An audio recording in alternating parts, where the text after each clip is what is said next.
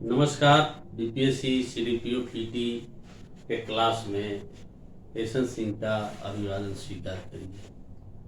आज कुछ नवंबर दिसंबर का हिस्टोरिकल से रिलेटेड तथ्य की चर्चा करेंगे जो पीटी पॉइंट ऑफ व्यू से बहुत इंपॉर्टेंट है। सबसे पहले 19 नवंबर ये तो कार्तिक पूर्णिमा भी था और गुरु नानक की जयंती प्रकाश पर्व भी है, लेकिन उसी दिन कुछ और भी चीज हुए हैं। जैसे बिहार के नालंदा के रहने वाले और महात्मा बुद्ध के प्रमुख शिष्य सारीपुत्र और महामोगलान भी चर्चा में आए थे। सारीपुत्र जो महात्मा बुद्ध के प्रमुख शिष्य थे, धम्म सेनापति, 19 नवंबर उनका महापरिनिर्वाण दिवस है और 4 दिसंबर एक दूसरे धम्म सेनापति महामोगलान का महापरिनिर्वाण दिवस है। और दोनों तारीख के अखबारों में आप देखिएगा कि मुख्यमंत्री नीतीश कुमार ने इन दोनों को याद किया और इनकी चर्चा की। उसी प्रकार 19 नवंबर वैसे तो इंदिरा गांधी का भी जन्म दिवस है, लेकिन इंदिरा गांधी के बारे में मैंने चर्चा एक बार किया है। आज चर्चा करेंगे क्योंकि झांसी की रानी लक्ष्मीबाई का भी जन्म दिवस है और उसी दिन प्रधानमंत्री नरेंद्र मोदी ने झांसी की यात्रा की थी और उस स्थल को भी देखा था जहां किले से घोड़े से तड़प करके निकली थी झांसी की रानी। और उसी दिन राष्ट्र रक्षा समर्पण पर्व के रूप में मनाया गया और प्रधानमंत्री ने देश के स्वदेशी रक्षा उपकरणों को सेना को समर्पित किया। तो झांसी की रानी की भी चर्चा अखबारों में आया था। उसी प्रकार 3 दिसंबर बिहार सरकार राज्य मेधा दिवस के रूप में मनाती है और डॉक्टर राजेंद्र प्रसाद की जयंती है। और 16 दिसंबर भारत का विजय गाथा का 50वीं वर्षगांठ है, जब पाकिस्तान को करारी हार मिली थी और एक नया देश बांग्लादेश का निर्माण हुआ था। उसकी भी स्वर्ण जयंती वर्ष मनाया गया और राष्ट्रपति रामनाथ कोविंद बांग्लादेश की यात्रा पर भी गए थे इस अवसर पर और वहां के नेशनल असेंबली को भी संबोधित किया था। उसी प्रकार 19 दिसंबर गोवा की पुर्तगाली शासन से आजादी की 60वीं वर्षगांठ भी सुर्खियों में रहा था। इसकी भी चर्चा करेंगे। तो इन सारे चीजों को क्रम से अगर ले तो 19 नवंबर एक हैं, पहले बिहार के ही 2 धर्म प्रचारक धम्म सेनापति सारीपुत्र और महामोगलान की चर्चा करेंगे कि महात्मा बुद्ध के ये 2 प्रमुख शिष्य थे और इनका जन्म नालंदा में हुआ था। ये नालंदा के रहने वाले थे, लेकिन राजगीर में महात्मा बुद्ध ने इनको अपना शिष्य बनाया था। और इन दोनों का जो अस्थि है ये महात्मा बुद्ध के अस्थि के साथ ही सांची के स्तूप में भी है। सांची का स्तूप मध्य प्रदेश के विदिशा में मौर्य शासक अशोक ने बनवाया था। तो इन महात्मा बुद्ध और इन 2 शिष्यों सारीपुत्र और महामोगलान की भी अस्थियां वहां पर स्तूप में है।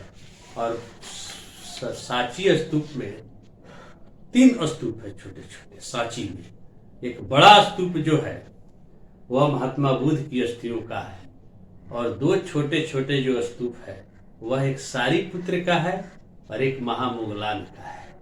और इस सारे चीज की खोज भारतीय पुरातत्व सर्वेक्षण विभाग के जनक संस्थापक रहे थे अलेक्जेंडर कनिंघम ने खोज की थी। तो इस तरीके से बिहार के अखबारों में ये चर्चा और मुख्यमंत्री ने भी इसको याद किए थे सब। अब गुरु नानक की जहां तक बात है, सिख धर्म के संस्थापक थे, प्रथम सिख गुरु थे। गुरु नानक की 553वीं प्रकाश पर्व मनाया गया। गुरु नानक का जन्म वर्तमान पाकिस्तान के पंजाब के तलवंडी जिले गुजरावाला जिले के तलवंडी में हुआ था, जो अब नानकाना साहिब के नाम से जाना जाता है। और उनकी मृत्यु करतारपुर साहिब में हुआ था। आजकल करतारपुर साहिब कॉरिडोर की भी चर्चा हो रही है। 2019 में कॉरिडोर की उद्घाटन भी प्रधानमंत्री नरेंद्र मोदी ने किया था। गुरु नानक का जन्म 1469 ईस्वी में हुआ था नानकाना साहिब में, और मृत्यु 1538 ईस्वी में करतारपुर साहिब में हुआ था।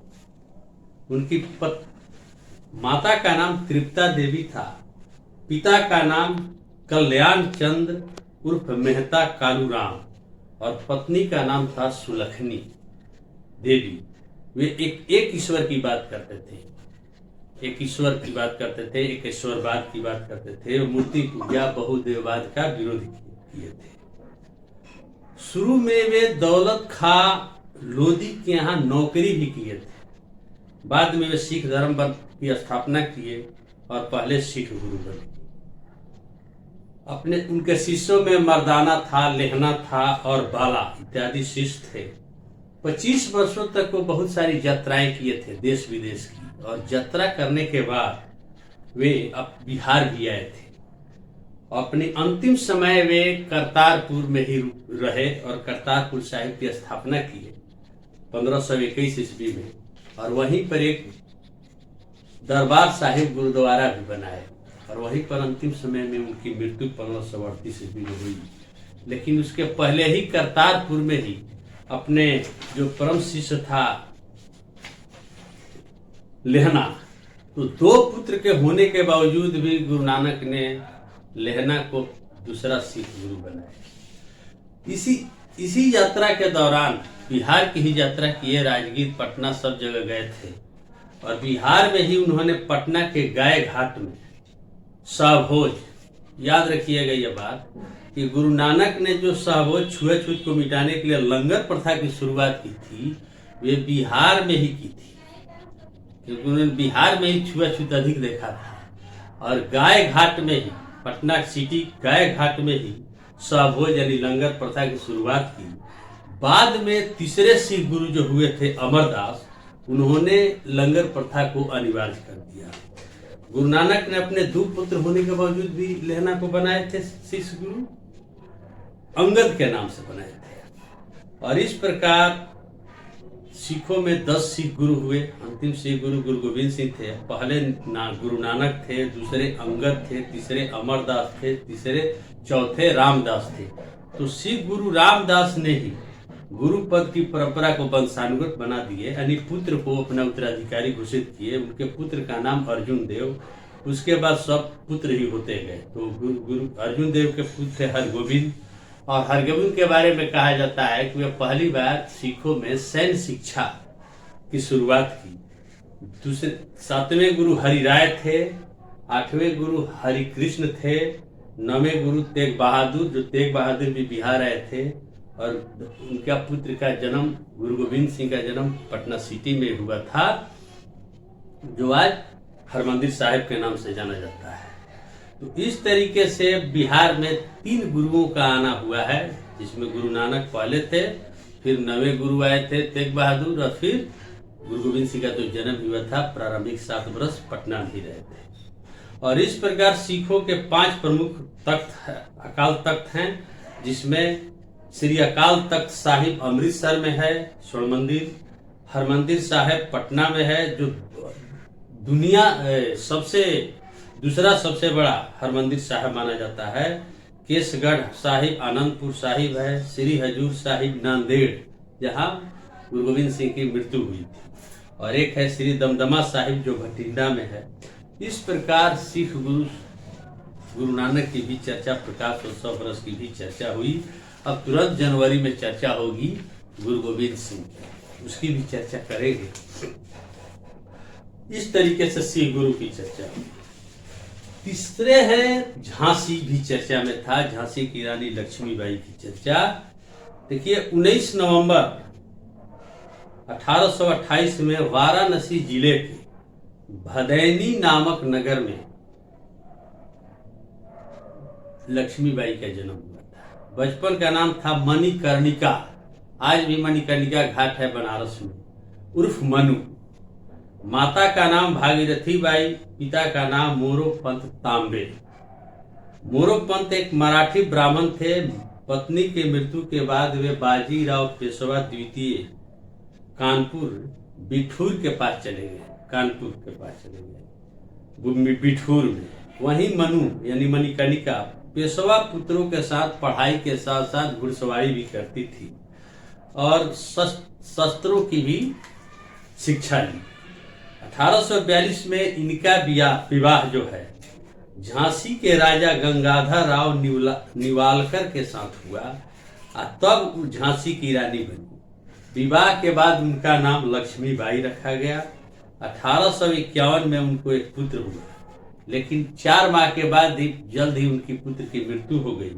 तो दामोदर राव को एक दत्तक पुत्र के रूप में गोद लेने के बाद राजा गंगाधर राव की मृत्यु 21 नवंबर 1853 को हो गई।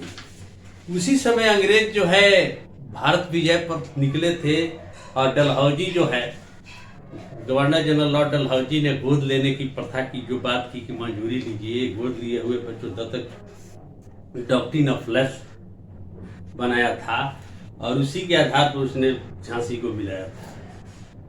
तो अंग्रेजों ने दत्तक पुत्र यानी दामोदर राव को उनका उत्तराधिकारी मानने से इनकार कर दिया और ब्रिटिश भारत में मिला लिया।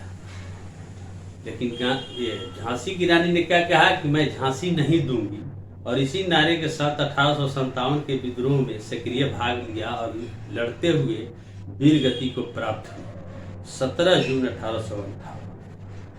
तो इस तरीके से वहां से जब झांसी से भाग निकली थी तो झांसी से कालपी पहुंची और तात्या टोपे से मिली थी और ग्वालियर पर भी कब्जा किया था।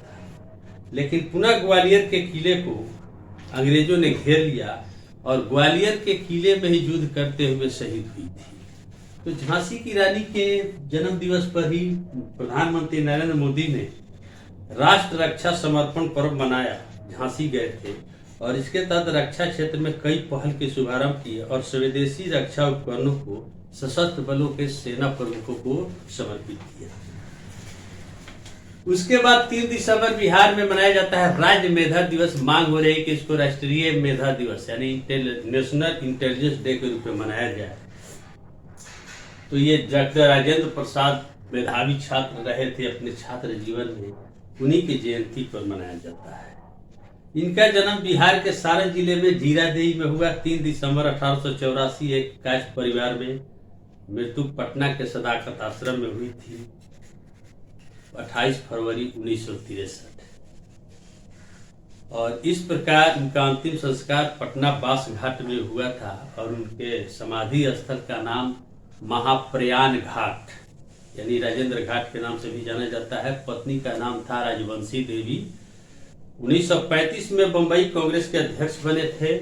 दूसरी बार जब त्रिपुरी कांग्रेस जबलपुर में सुभाष चंद्र बोस त्याग पत्र दे दिए थे तो उनके स्थान पर डॉक्टर राजेंद्र प्रसाद को ही कांग्रेस अध्यक्ष बनाया गया था। अंतरिम सरकार जब बनी थी तो उसमें खाद्य एवं कृषि मंत्री बने थे और 11 दिसंबर 1946 में जब संविधान सभा बना था तो उसके वे अस्थायी अध्यक्ष बने और उन्हीं की अध्यक्षता वाली कमेटी ने तिरंगा को राष्ट्रीय ध्वज के रूप में स्वीकार किया। 22 जुलाई 1947 को संविधान सभा 1950 में वे संविधान सभा के अध्यक्ष के रहते हुए ही अंतरिम राष्ट्रपति बने और इस तरीके से 1952 से 1962 तक 2 वर्ष तो अंतरिम राष्ट्रपति बने, फिर 2 कार्यकाल के लिए राष्ट्रपति बने और इस प्रकार 1962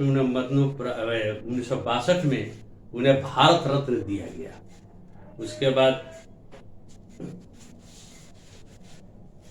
पटना में ही सर्च लाइट अंग्रेजी दैनिक और हिंदी दैनिक देश का भी संपादन किया था। वे अपनी जो पढ़ाई किए थे लॉ की, वे विदेश कभी नहीं गए और वे लॉ की पढ़ाई इलाहाबाद यूनिवर्सिटी से किया था। उनकी पुस्तकों में उनकी आत्मकथा है, एन ऑटोबायोग्राफी, और डिवाइडेड इंडिया एक पुस्तक है, और चंपारण में गांधी उनकी एक पुस्तक है। तो इस तरह से डॉक्टर राजेंद्र प्रसाद की चर्चा भी चर्चा में आया था।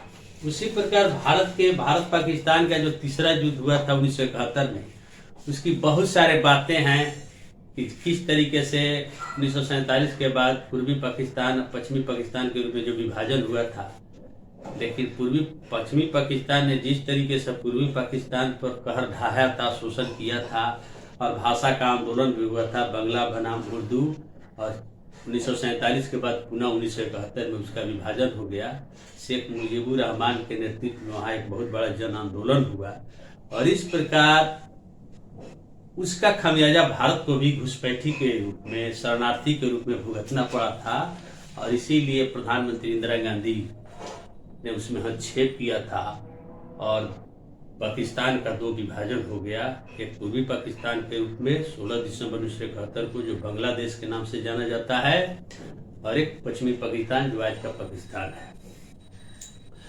तो यहाँ पूरा डिटेल जानने की जरूरत नहीं है, सिर्फ इतना जानना है कि जो उस युद्ध जो हुई थी भारत पाकिस्तान का, उसमें भारतीय सेना ने अभियान चलाया था, ऑपरेशन ट्राइडेंट, त्रिशूल, ऑपरेशन त्रिशूल और ऑपरेशन पवन, और इसके परिणाम स्वरूप 3 दिसंबर से लेकर के 13 दिन में मात्र युद्ध समाप्त किया था भारतीय सेना द्वारा। और 16 दिसंबर 1971 को ढाका में पाकिस्तान के लेफ्टिनेंट जनरल आमिर अब्दुल्ला खान नियाजी यानी AAK नियाजी 93,000 पाकिस्तानी सैनिकों के साथ भारत के लेफ्टिनेंट जनरल जगजीत सिंह अरोड़ा के समक्ष आत्मसमर्पण किया था। यह विश्व इतिहास में एक इतना बड़ा आत्मसमर्पण नहीं हुआ था। उस समय भारत के सेनाध्यक्ष कौन थे? तो सैम मानिक शाह, जिनको पहला फील्ड मार्शल दिया गया, जबकि प्रथम सेनाध्यक्ष थे जनरल करियप्पा, उनको दूसरा फील्ड मार्शल दिया गया। उस समय भारत के प्रधानमंत्री श्रीमती इंदिरा गांधी थी, और रक्षा मंत्री कौन थे? तो बिहारी ही थे, जगजीवन राम। और उस समय बिहार का एक और नायक, लांस नायक एल्बाटेका, गुमला जिला का, जारी गांव का एल्बाटेका लांस नायक थे, जो 71 के युद्ध में 4 दिसंबर 1971 को शहीद हुए थे, वीरता के साथ लड़ते हुए। और एका की पत्नी की हाल ही में निधन हुआ है। और परमवीर चक्र पाने वाले पहला बिहारी थे क्या? पूर्वी भारत के पहले व्यक्ति जिसको परमवीर चक्र मिला था, एल्बाटेका की भी चर्चा अखबारों में आया था। और इस प्रकार पाकिस्तान के प्रधानमंत्री थे जुल्फिकार अली भुट्टो, और सेना अध्यक्ष थे अहिया खान। बाद में जनरल भुट्टो को हटा करके जनरल अहिया खान ही वहाँ के सेना अध्यक्ष बने थे, सैनिक तख्ता पलट दिए थे और राष्ट्रपति बने थे। और इस प्रकार नया बांग्लादेश का निर्माण हुआ और भारत विजयी हुआ था। इस तरीके से उसी प्रकार 16 दिसंबर 19 दिसंबर गोवा की आजादी। देखिए, गोवा एशिया में समुद्री मार्ग से आने वाला पहला यूरोपियन कौन थे? तो पुर्तगाली। और भारत का समुद्री रास्ते से आने वाले पहले पुर्तगाली थे, पुर्तगाली वास्को डी गामा 1498। अगर आपसे क्वेश्चन हो जाएगा कि भारत आने वाला पहला यूरोपीय, तो बहुत लोग कंफ्यूज हो सकते हैं। तो यहाँ समुद्री मार्ग से आने वाला पहला था वास्को डी गामा, लेकिन अगर भारत पर पहला यूरोपीय आने वाला था तो सिकंदर था, यूनान का। ये याद रखिएगा। और सबसे लास्ट में जाने वाला पुर्तगाली ही थे, क्योंकि भारत पर पुर्तगाली आए 1498 में, वास्को डी गामा, और 451 वर्ष बाद 19 दिसंबर 1961 में पुर्तगालियों ने गोवा को छोड़ा। यानी आजादी के शायद 14 वर्ष बाद। तो पुर्तगाली आए, बहुत सारे लोग आए, डेन आए, फ्रांसीसी आए, डच आए, फ्रांसीसी आए, अंग्रेज आए, सब आए, और इस तरीके से सब बारी बारी से गए। तो सबसे पहले कौन गए? तो अंग्रेज गए, उसके बाद डच गए, उसके बाद अंग्रेज गए 1947 में, सबसे अंत में गया 1954 में पांडिचेरी छोड़ा फ्रांस, और सबसे लास्ट में, यानी सबसे पहले आए पुर्तगाली यूरोपियन और सबसे लास्ट में गए पुर्तगाली। ये दिमाग में रखना है। तो गोवा के मुक्ति के आंदोलन में सबसे महत्वपूर्ण भूमिका निभाने वाले थे डॉक्टर राम मनोहर लोहिया। उन्हीं के प्रयास से गोवा में मुक्ति आंदोलन चला, और आजाद गोमांतक दल, वहां के संस्थापक थे विश्वनाथ लवांडे, नारायण हरिनायक सहित कई नेता, और बाद में एक और कमेटी बनी थी लोहिया के गोवा विमोचन समिति, और इस तरीके से वहां का आंदोलन चला। गांधी जी राम मनोहर लोहिया को समर्थन किए थे। 1946 में ही, जून 1946 में राम मनोहर लोहिया ने गोवा आंदोलन की शुरुआत कर दी थी, लेकिन कांग्रेस के बड़े बड़े नेता इससे कोई मतलब नहीं रखते थे, और यहाँ तक कि जवाहरलाल नेहरू और सरदार वल्लभ भाई पटेल भी तटस्थ रहते थे, उसको ज्यादा तरजीह नहीं देते थे, लेकिन महात्मा गांधी राम मनोहर लोहिया को समर्थन करते थे। और इस प्रकार 1961 में जब गोवा का बहुत अति हो गया था, तब प्रधानमंत्री जवाहरलाल नेहरू ने विजय गाथा लिखा, आदेश दिया, और ऑपरेशन विजय अभियान शुरू किया गया भारतीय सेना द्वारा, जिसमें नौसेना और वायुसेना तीनों लगी थी।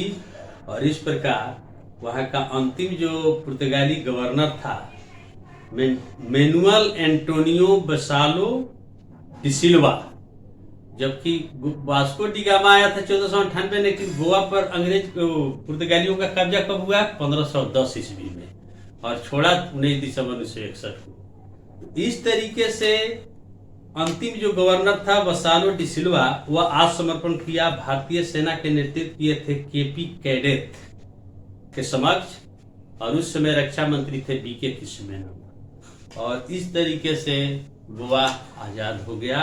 19 दिसंबर 1961, 2021 में गोवा की आजादी की 60वीं वर्षगांठ मनाया गया। आज बस इतना ही। इसी के साथ आज के क्लास का हम समापन करते हैं। नमस्कार।